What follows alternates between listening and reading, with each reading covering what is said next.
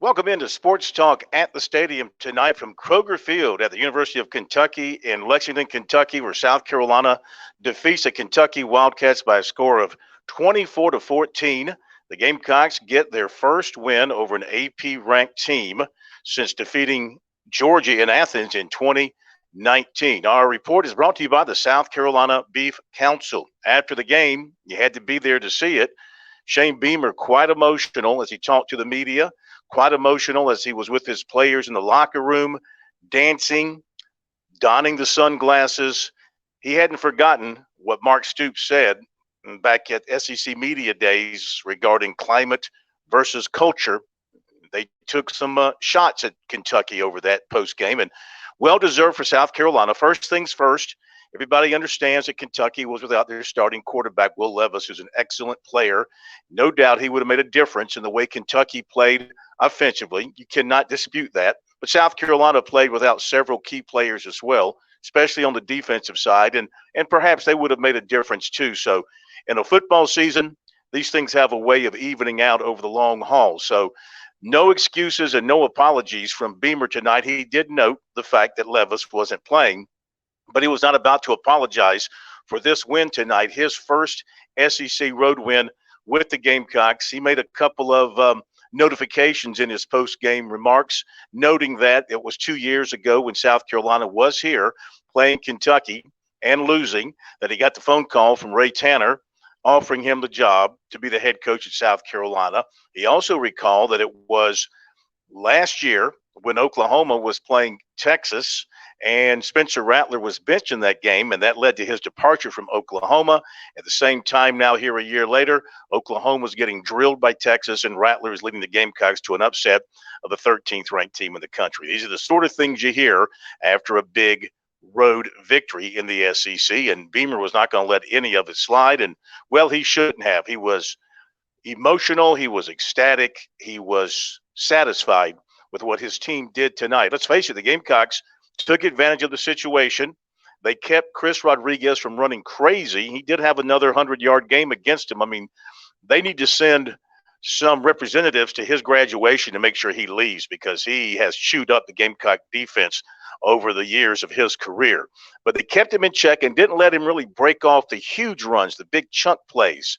And then offensively, well, they got a great break, of course, to open the ball game with the turnover and the quick touchdown. So that spotted them a 7-0 lead, had a chance to go up early 14-0, didn't take advantage of that opportunity, but did take a lead in the locker room at halftime and then dominated the second half, as South Carolina should feel very good about the fact that they did just that to this Kentucky team on the road. Some other quick notes from tonight. Third straight win for the Gamecocks. They're now 4-2. Only their second win, their last 9 games against Kentucky. Of course, as I mentioned, they were without several players: Roderick, Reed, Rutger, Huntley, Beal Smith, Jones. So they were shorthanded in a number of different ways. And mentioned that Kentucky was without Levis and also their starting right tackle. So both teams were dealing with some injury issues. So the Gamecocks led early 7-0, as we've mentioned, after the quick turnover by Kentucky on their first play. The Gamecocks knocked it in. Lloyd, a 2-yard run. Then Gamecocks blocked a punt, at 6 block punts on the year, and but they could not take advantage of that because Rattler was hit. Going back to pass, lost a fumble, so that killed that drive, that opportunity there. Later, Kentucky missed a 45-yard field goal, hit the upright, missed that one.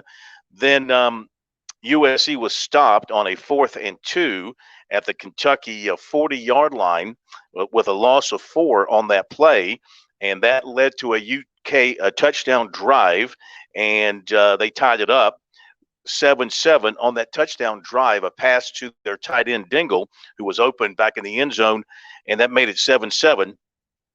Gamecocks had a chance to go up late in the half, and Rattler underthrew a receiver. It was intercepted, and that killed the Gamecocks' opportunity there to go on top at halftime. But then they came out in the second half, and on their first possession, they took it down the field, and a 42-yard catch and run by Juice Wells got the Gamecocks in the end zone quickly on their first possession.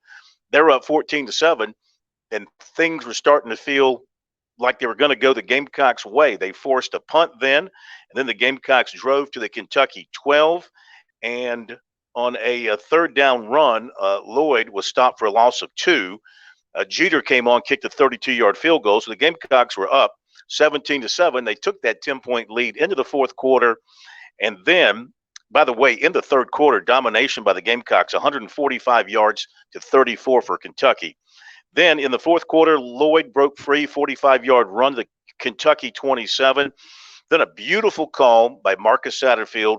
It was actually suggested by Eric Douglas, the center, and Satterfield agreed and called it. It was a reverse, an end around by Jalen Brooks from the 24, and he scored on the play. That made it 24-7. I guess you could call that the dagger in the game with 6:53 to play.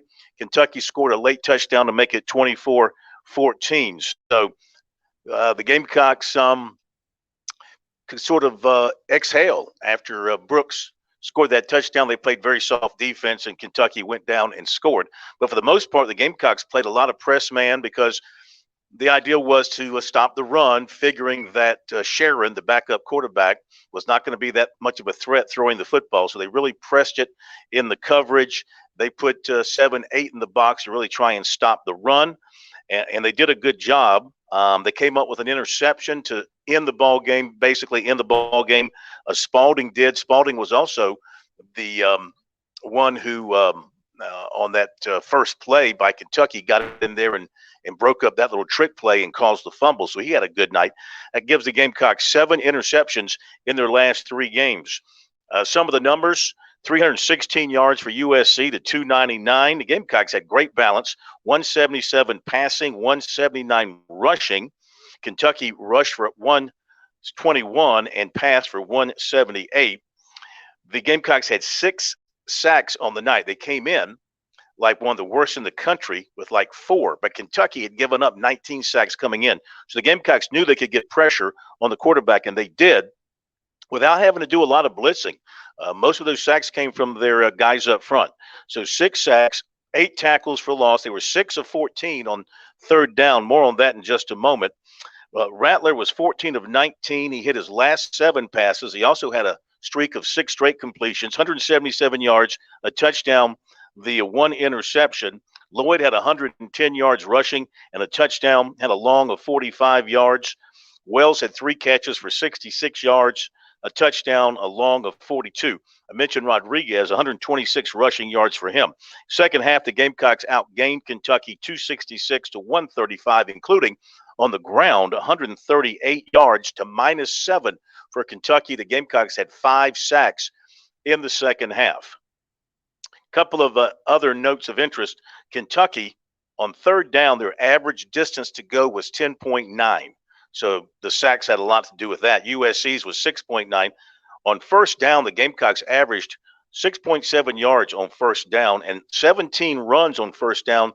They averaged 7.8, had 133 yards. They did a good job there on first down, which, of course, gave them short situations to help convert those third down plays later on. So those are some of the numbers, some of the facts about the game. The bottom line is the Gamecocks came in, upset the 13th ranked team in the country, and this came at a perfect time for them. As we talked about a few weeks ago, the get well games, Charlotte and SC State, gave them a chance to kind of get things straightened out, build some confidence, start believing in themselves maybe a little bit more. It carried over to tonight. They dominated the second half of this ball game, and now they're sitting at 4-2. They've got an SEC W now on the board, and they have a week off, 2 weeks to get ready for a Texas A&M team, which is reeling after losing a tough one tonight at Alabama, a team South Carolina has not beaten, and they get them in Columbia. So a golden opportunity now for South Carolina to really turn their season into a positive way. If they can get that win against Texas A&M, you're looking at an even record in the SEC at 2-2.